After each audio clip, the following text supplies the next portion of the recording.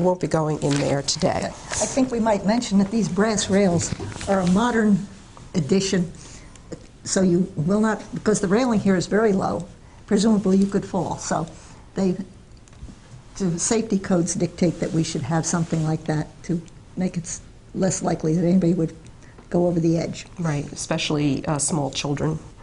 Well, the Roberts had no children. No, the Roberts had no children, so that wasn't a worry for them.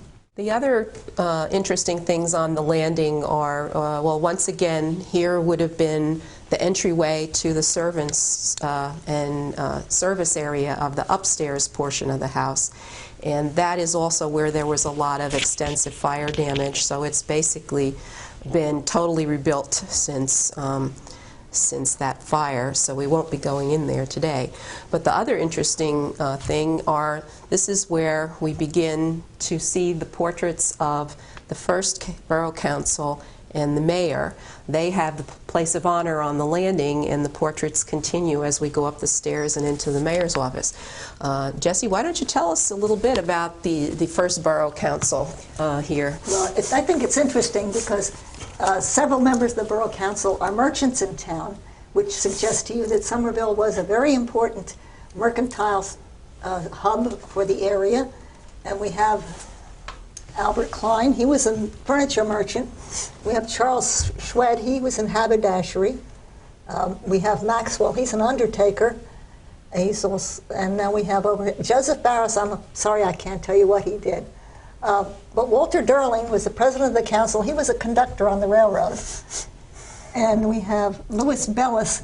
He had been a blacksmith, but by this time he had moved over, and he in cooperation with Valentine had a carriage repository, so-called. They dealt in carriages and buggies and things like that.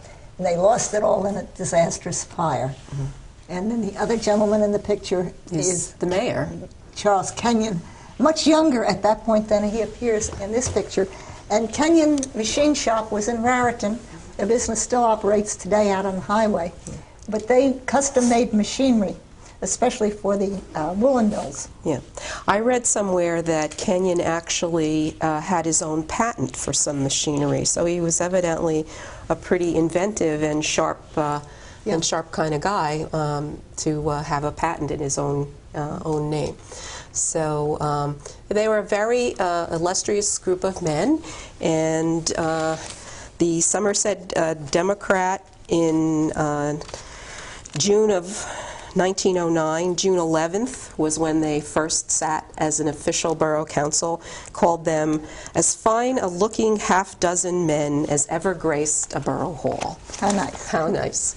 So let's